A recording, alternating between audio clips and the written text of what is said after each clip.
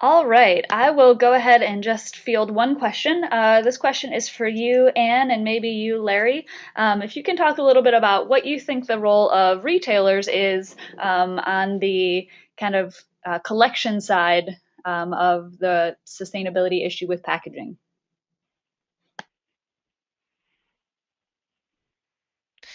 Sure, this is Anne. I think so. The store drop-off label for plastic films, I think, is a great example of where retailers have stepped up to collect that material. But really, they've done that because of, I think, some of the issues around plastic bags, but also what we've learned in working with particularly grocery retailers is that collecting that film that's clean, which you don't get from curbside collection, is actually a revenue generator. It can be baled with polyethylene shrink wrap from pallets back of house, and it's a really great consumer customer service type of thing.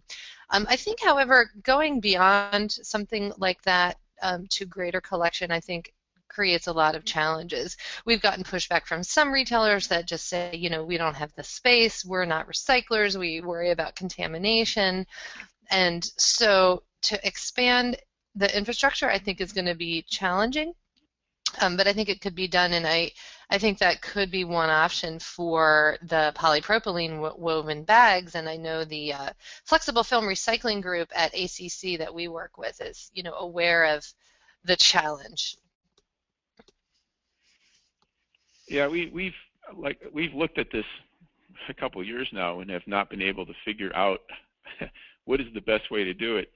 I mean, we can't guarantee that our product isn't still in the bag when consumers bring it back to stores, and you know there's infestation issues going on. It's you know, these are things we still need to work out, and even from the recyclers themselves, they you know they've also resin recycling companies, you know, they themselves are a little bit leery about even handling pet food bags where you still have some residual fat and crumbs and things like that in it. But these are all technical issues, I think.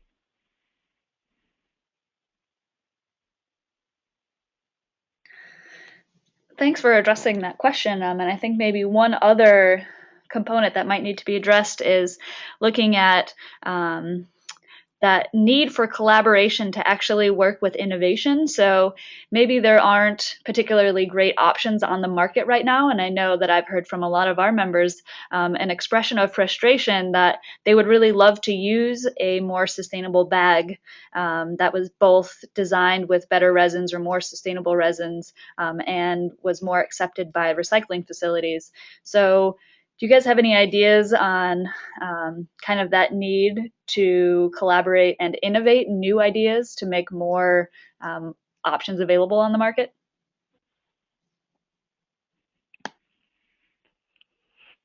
Well, that's what we hope to do with this woven polypropylene pilot. I mean, we've got to essentially prime the pump, you know, uh, and the only way we're going to do it is have a industry-wide collaboration to do it. I mean, we may be the biggest, but we can't do it without the rest of the industry working together. And I think packaging is a great opportunity area actually for a collaboration. It's all pretty competitive, and I think it's just the right thing to do.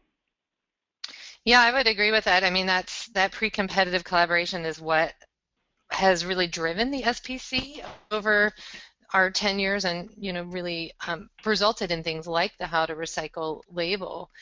I think it's also still important for, and this has become really a secondary benefit of a company going through the How to Recycle label process, is understanding recyclability, since there is a lot of greenwashing, and you know there's difference between access and rates, and it's actually kind of confusing out there as to, you know, what is really recyclable. So I think um, a company should really do a lot of due diligence when considering packaging options to understand what's out there, and then if introducing a new package or product, do some work with the recycling community in particular to see what the options are. It's a little bit of a chicken or the egg, but I think some more upfront work from the design community is important, which is why we have developed design guides to help that process. Yeah, finally, I mean, it comes back to our consumers. We hear from our consumers again and again that they want to recycle our packaging.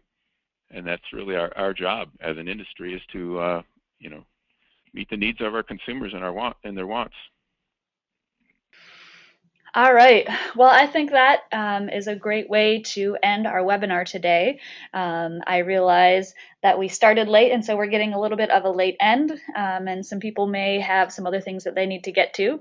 So thank you very much to all of our presenters today and all of the attendees, and we hope to see you at our next webinar on February 13th. Signing off.